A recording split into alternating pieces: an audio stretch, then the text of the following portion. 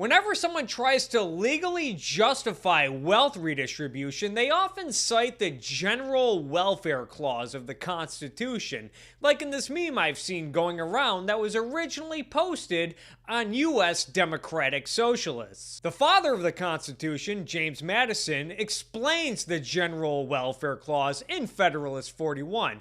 Now he goes into great detail and spends many paragraphs doing so, and I want to keep this video short. Don't get bogged down in the details, trust me. Instead, I'm going to focus on a point that James Madison makes in Federalist 45, where he outlines the purpose and duties of the federal government under the new Constitution. The powers delegated by the proposed Constitution to the federal government are few and defined.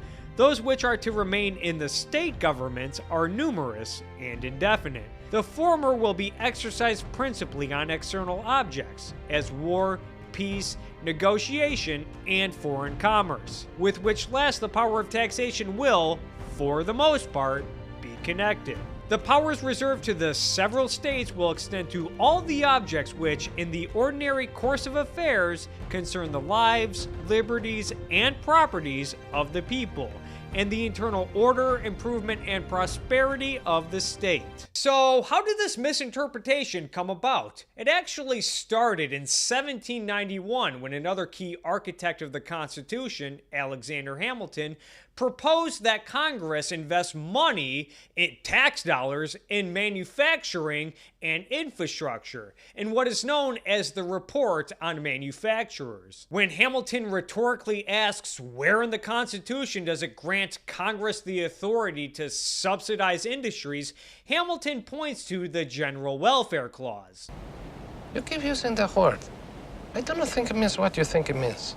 This sparked a debate that lasts to this day. The Madison-Hamilton split was even cited by Supreme Court Justice Benjamin Cardozo when the Supreme Court upheld the Social Security Act in the 1937 case Helvering versus Davis. Congress may spend money in the aid of the general welfare. There have been great statesmen in our history who have stood for other views. We will not resurrect the contest. It is now settled by decision. The conception of spending power advocated by Hamilton and strongly reinforced by former Supreme Court Justice Joseph Story has prevailed over that of Madison, which has not been lacking in adherence. The General Welfare Clause debate ultimately boils down to whether you're Team Madison or Team Hamilton.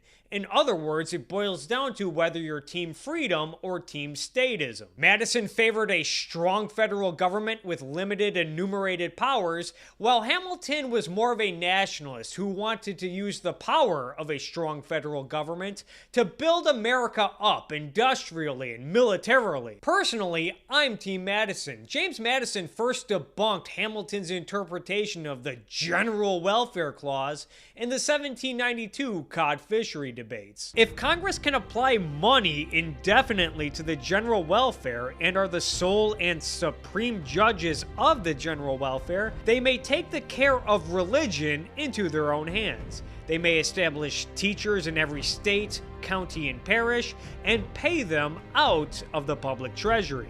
They may take into their own hands the education of children, establishing in like manner schools throughout the Union.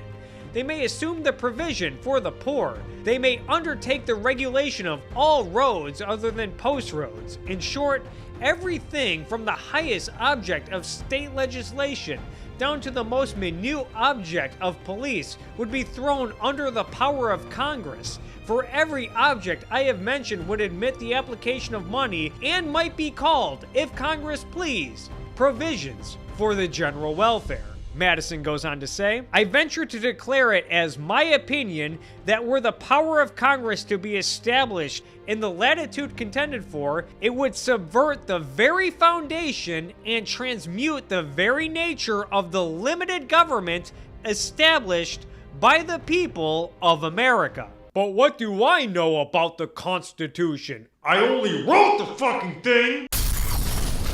James Madison again addressed the general welfare clause in great detail in an 1830 letter to Andrew Stephenson, which I will link to down below.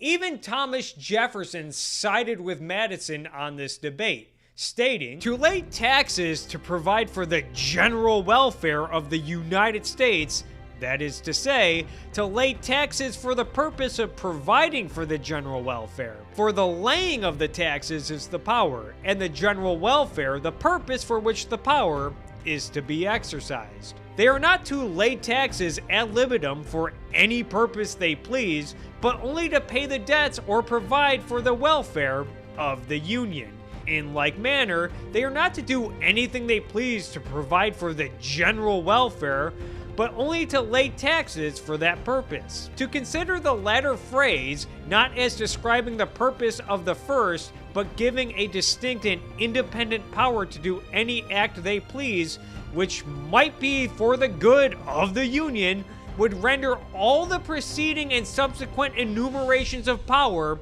completely useless. It would reduce the whole instrument to a single phrase, that of instituting a Congress with power to do whatever would be for the good of the United States, and as they would be the sole judges of the good or evil, it would also be a power to do whatever evil they please."